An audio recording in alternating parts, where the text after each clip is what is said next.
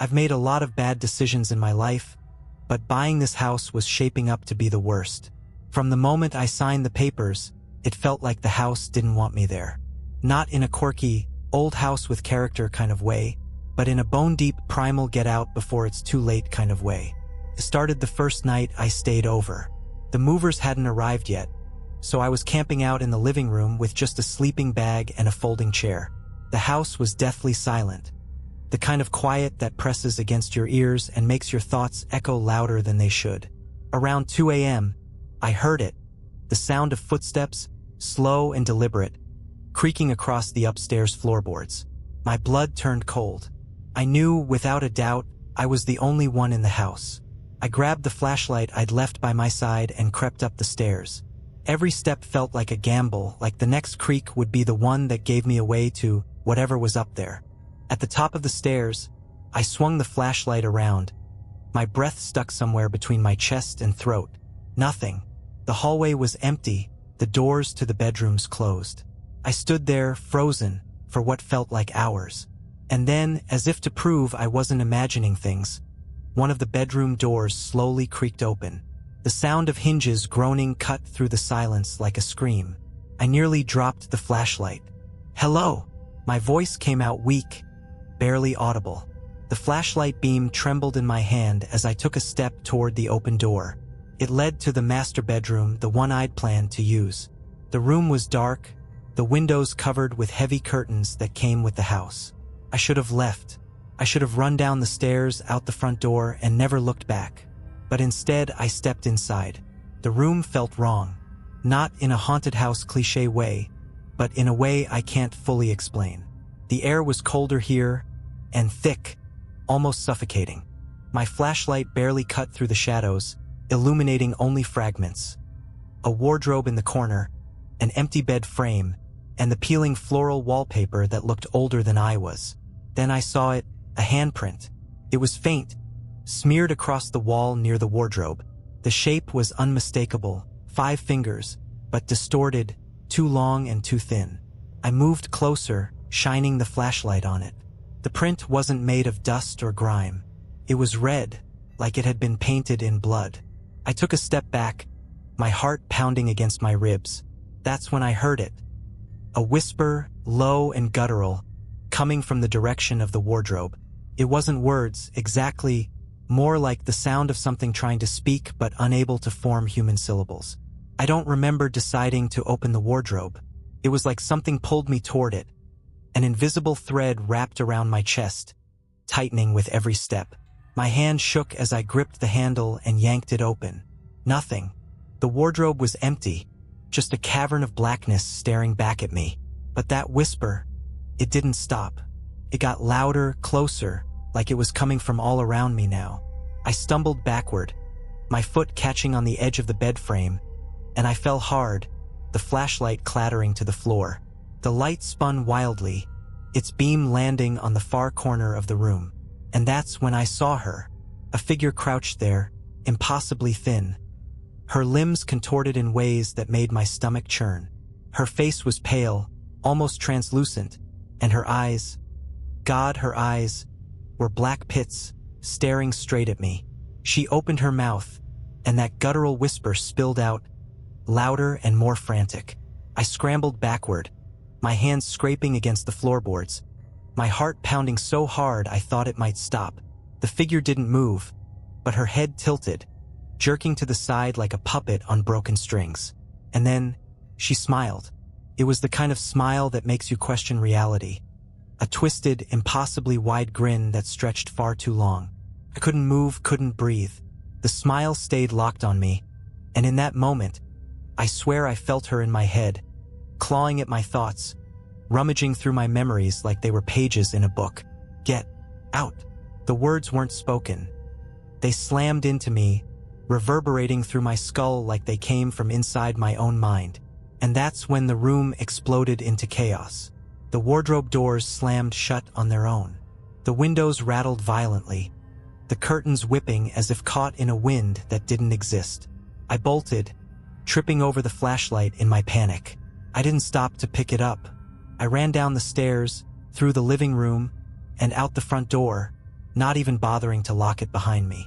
The cold night air hit my face like a slap, but I didn't stop running until I was halfway down the block. I spent the rest of the night in my car, parked a few streets away. My hands were still trembling as I gripped the steering wheel, staring at the rearview mirror like I expected that thing, her, to appear in the back seat at any moment. Every creak of the car settling, every rustle of leaves outside sent my nerves into overdrive. At some point, exhaustion overtook fear, and I must have passed out. When I woke up, the sun was just starting to rise, casting a pale orange glow over the neighborhood. For a moment, I thought I dreamed the whole thing, but when I looked down at my hands, I saw smears of dried blood, not mine, on my fingertips. I drove back to the house, more out of necessity than courage. My phone, wallet, and everything else I needed were still inside. The house looked ordinary in the daylight, almost inviting, like it was mocking me. I swallowed hard and stepped out of the car. The front door was wide open. I was certain I'd pulled it shut in my blind panic. My stomach dropped, but I forced myself to move forward, each step heavier than the last. Inside, the house was eerily quiet, even more so than the night before. The air felt oppressive again, like the walls were holding their breath. My flashlight was still lying on the floor in the living room, its beam dead. I picked it up, feeling the weight of it like it was some kind of lifeline. The silence didn't last long. From upstairs came the sound of something dragging across the floor, slow and deliberate. My mouth went dry. I told myself to leave, to get back in the car and call the cops or anyone who could make sense of this. But instead, I found myself moving toward the stairs again, like I was drawn to it. Halfway up, I saw the first sign that something was very, very wrong. A trail of scratches marred the wall, deep gouges that ran from the top of the stairs down toward me. They looked like claw marks. My breath hitched, but I kept climbing. The master bedroom door was ajar. That same door that had creaked open on its own the night before. This time it felt different. Alive. The air practically vibrated with a tension I couldn't describe. I pushed the door open, and my stomach turned. The room wasn't empty anymore. The wardrobe had been dragged into the center of the room, and it was covered in more of those red handprints. They were smeared and layered, as if dozens of hands had clawed at it in desperation. I took a step closer. That whispering sound started again, faint but unmistakable. It wasn't coming from the wardrobe this time. It was coming from underneath it. I knelt down, every instinct screaming at me to stop, to turn around and run. But I couldn't. I grabbed the edge of the wardrobe and tilted it just enough to see what was beneath. What I saw didn't make sense. It wasn't a floorboard or even a foundation. Beneath the wardrobe was a hole, perfectly round, impossibly deep, and filled with darkness so absolute it felt alive. That whisper grew louder, more insistent, and now I could hear words forming. "Join us, join us, join us." Then the wardrobe tilted further on its own, slamming back into place and knocking me off balance. The force was so strong it sent me sprawling backward, my head hitting the wall. Dazed, I scrambled to my feet and stumbled out of the room, down the stairs, and out the door again. I know what you're thinking. I should have called someone. But what do you even say? Hey, I think my new house is haunted by something that can read my mind and lives in a hole under my wardrobe. Yeah, sure. That would go over well. But I wasn't done with the house. Not yet. I decided to come back that night with reinforcements. That night, I called the only person I could trust with something this insane. My friend Trevor. He wasn't the kind of guy to spook easily, and he had this habit of diving headfirst into trouble just to see if he could come out the other side. When I told him about the house, I left out some of the more unbelievable details. Just said there was something weird going on, and I needed backup. He didn't even hesitate. "Yeah, man, I'll bring a crowbar," he said, like we were heading into a bad part of town instead of what might be a portal to hell. By the time Trevor showed up, it was just past midnight. He parked his beat-up truck out front, stepped out, and gave the house a once-over. "Looks normal," he said, shrugging.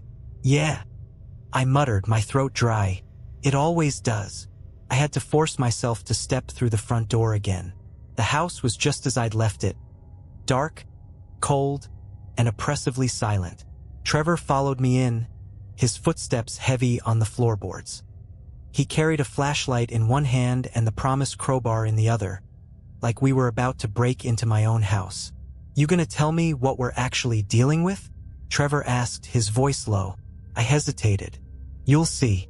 We made our way upstairs, my pulse quickening with every step. When we reached the master bedroom, the door was wide open again. Trevor frowned. "You said no one else has a key, right?" "Right." He stepped inside first, shining his flashlight around. The wardrobe was still in the center of the room, but now the red handprints were gone. It looked completely ordinary. Just an old, heavy piece of furniture sitting on creaky floorboards. "Okay," Trevor said, walking up to the wardrobe. "What's the big deal? You're freaking out over a piece of furniture. Move it," I said, my voice barely above a whisper. Trevor shot me a skeptical look but didn't argue. He wedged the crowbar under one side of the wardrobe and started to lift. "Damn thing's heavy," he grunted, straining against the weight. "What the hell's in here, bricks?" With a final shove, he managed to tilt it to the side. And there it was, the hole. Perfectly round, perfectly black, and utterly wrong. "What the—" Trevor stepped back, shining his flashlight into the void. The light didn't penetrate. It was like the darkness swallowed it whole. This ain't normal, man. What the hell is this?" "I don't know," I said, my voice trembling. "It wasn't just the hole. There's something in it. Something alive." Trevor crouched down, peering closer. "Alive? Like an animal?" "No, not like that. It whispers." Trevor gave me a look like I'd lost my mind, but before he could say anything, the whispering started. Low at first, barely audible but unmistakable. The sound seemed to rise out of the hole, wrapping around us like a cold wind. Trevor froze, his flashlight shaking in his hand. "You hear that, right?" I asked, my voice cracking. "Yeah," he said, standing up quickly. "Yeah, I hear it." The whispering grew louder, the words becoming clearer. "Come closer. Let us in." Trevor stumbled backward, his eyes wide. "What the hell is that?" Before I could answer, the wardrobe slammed back into place on its own, the impact shaking the entire room. Trevor swore loudly, backing up against the wall. Nope, I'm out," he said, his voice panicked. "Wait," I said, grabbing his arm. "We can't just leave it. What if it, I don't know, spreads? Or gets worse?" Trevor shook his head. "Dude, I came here to help you move a creepy wardrobe or deal with a raccoon or some crap. This is way above my pay grade." As if to prove his point, the wardrobe started to shake violently, the floorboards creaking beneath it. The whispering turned into a roar, a deep, guttural sound that rattled my teeth. And then, the door to the wardrobe burst open. Something came out. It wasn't human. It wasn't even close. It was all wrong. Twisted limbs, a face that looked like it had been put together by someone who'd never seen a human before, and eyes that burned like embers. It moved in jerky, unnatural motions, crawling out of the wardrobe and toward us. "Run!" Trevor shouted, grabbing my arm and yanking me out of the room. We tore down the stairs, the sound of scraping and thudding following close behind. Whatever it was, it wasn't stopping. It wanted us. We hit the front door at the same time, slamming into it so hard it flew open. Trevor didn't stop running until he reached his truck. I dove into the passenger seat, slamming the door shut just as he started the engine. The thing stopped at the threshold, its misshapen body silhouetted against the doorway. It didn't follow us outside. It just stood there, watching us as we peeled out of the driveway. Trevor hasn't spoken to me since that night. And me? I haven't gone back to the house. I don't know what to do. I don't even know what it was. But I know one thing for sure. That thing. It's still there. Waiting. I couldn't just leave it. I tried. For weeks, I tried to move on, to pretend the house didn't exist, to push the memory of that thing back into the deepest corner of my mind. But every night, I'd wake up drenched in sweat, hearing those whispers in my head, feeling like I'd left a door open somewhere and let something terrible slip through. I started doing research, old property records, local legends, anything that might explain what was going on in that house. Most of it led nowhere, just dead ends and vague rumors about the land being cursed or the house having a dark history. But one story caught my attention. Back in the 1800s, the land had belonged to a man named Elias Grayson. He was a reclusive farmer, known for keeping to himself and rarely venturing into town. The rumors about him started when several children from nearby villages went missing. People claimed to see strange lights on his property at night, and some swore they heard screams coming from the woods behind his house. When the townsfolk finally confronted him, they found his farmhouse abandoned. Inside, they discovered the remains of something. The details were scarce, but the descriptions were enough to make my stomach churn. Bones scattered in unnatural patterns, symbols etched into the walls, and a pit in the center of the floor that seemed to go on forever. The house burned down shortly after, but the land stayed vacant for decades, until someone decided to build my house there. I couldn't ignore it anymore. Whatever was in that house, it had been there long before me, and it wasn't going to stop now. I had to go back. This time I came prepared. I loaded my car with flashlights, batteries, salt, because why not, right? And a crowbar of my own. I didn't call Trevor. He'd already paid his dues, and I wasn't about to drag him back into this nightmare. The house was just as I'd left it, silent and foreboding. But now it felt worse, like it was watching me, aware that I'd come back. I stepped inside, the air immediately colder than it should have been, my breath visible in the dim light of my flashlight. I went straight to the master bedroom. The wardrobe was still there, sitting innocently in the center of the room like nothing had happened. But I knew better. I could feel the wrongness radiating off it, a heavy, oppressive energy that made my skin crawl. I didn't waste any time. I jammed the crowbar under the wardrobe and heaved with everything I had. It toppled over with a deafening crash, revealing the hole beneath. The whispers started immediately, louder this time, almost desperate. "Join us. Let us in, we see you." I ignored them. I grabbed the flashlight and shone it into the hole, hoping to see the bottom. I didn't. The darkness went on forever, deeper than anything natural. But something moved down there, something shifting, writhing, waiting. I reached into my bag and pulled out the salt, pouring a thick line around the hole. I had no idea if it would do anything, but it felt better than doing nothing. The whispers grew louder, angrier, the air around me vibrating with an almost unbearable intensity. And then it came. A hand, long, skeletal, and covered in what looked like ash, reached out of the hole, grasping at the edge. Another followed, and then a head, misshapen and unnatural, with burning eyes that locked onto mine. The thing pulled itself up, its body impossibly thin but impossibly strong, its movements jerky and wrong. I froze. Every instinct screamed at me to run, but I couldn't move. The thing stared at me, its head tilting in that same puppet-like way. And then it spoke. "You should not be here." Its voice was a chorus, layers of different tones and pitches, each one worse than the last. I forced myself to move, backing away slowly as it crawled fully out of the hole. Its limbs bent in ways they shouldn't, its grin stretching far too wide. "You should not be here," it repeated, louder this time, the words reverberating through my skull. I didn't wait to hear it a third time. I turned and ran, the sound of its limbs scraping against the floorboards right behind me. It was faster than it had any right to be, and I barely made it down the stairs before it was at the top, its glowing eyes burning holes into my back. As I reached the front door, I turned one last time, clutching the bag of salt like it was my only weapon. The thing stopped at the bottom of the stairs, its body twisted and heaving. And then it did something I'll never forget. It laughed.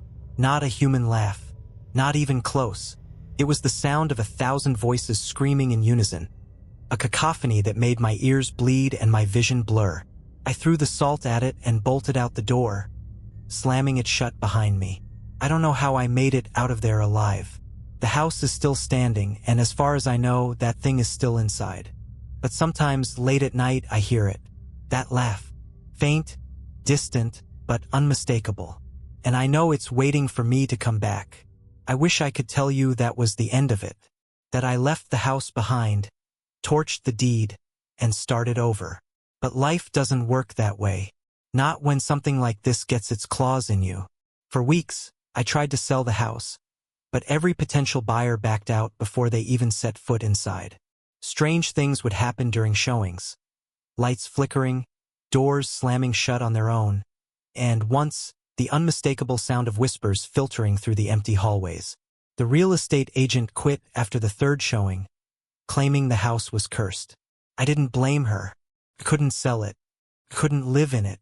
And I couldn't burn it down, though I thought about that more than once. Something told me the house wouldn't let that happen. Felt alive, like it was feeding off me, getting stronger every day. I had to do something, but I didn't know what. Then I had the dream. In the dream, I was standing in the master bedroom, staring down at the wardrobe. The hole was there, wider now, and the whispers had turned into screams. Something huge was climbing out of it, its body stretching and twisting, filling the room with darkness. But this time I wasn't alone. A woman stood next to me, her face hidden by shadows.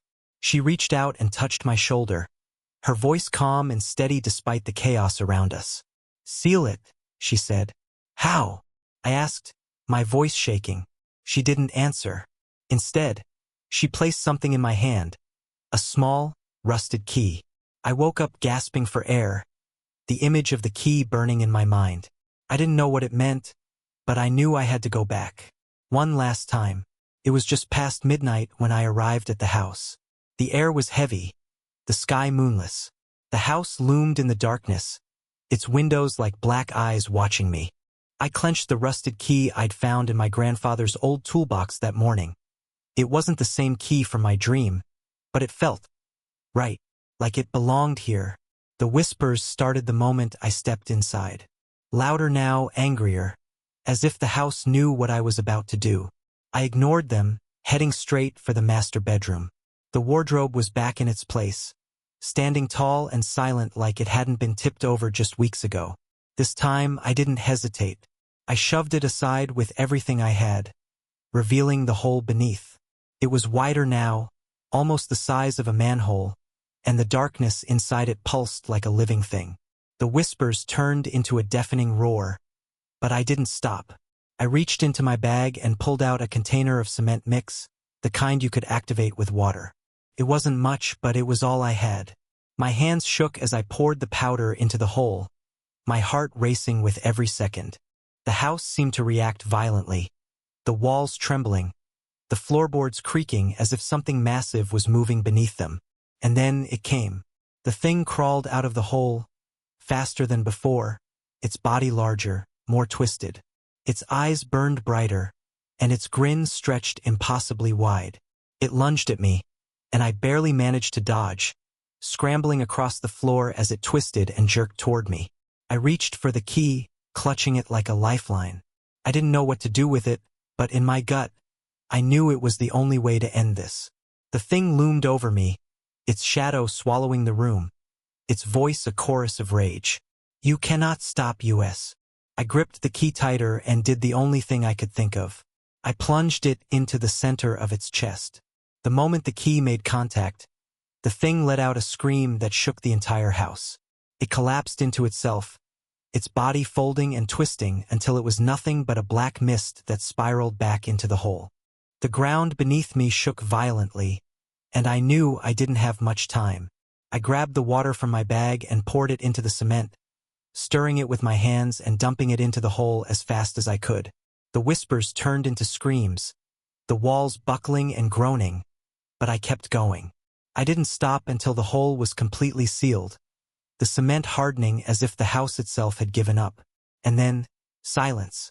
The air felt lighter, the oppressive weight lifting for the first time since I'd stepped into this nightmare. The house was still, the kind of stillness that comes after a storm. I didn't wait to see what would happen next. I grabbed my bag and left, slamming the door behind me. I never went back. I sold the house for next to nothing, and the new owners didn't seem to notice anything unusual. Maybe the seal worked. Maybe the house is finally at peace. But sometimes late at night I feel it. That cold, heavy weight pressing on my chest. And I swear, in the quietest moments, I can still hear it. The whisper, "Let us out."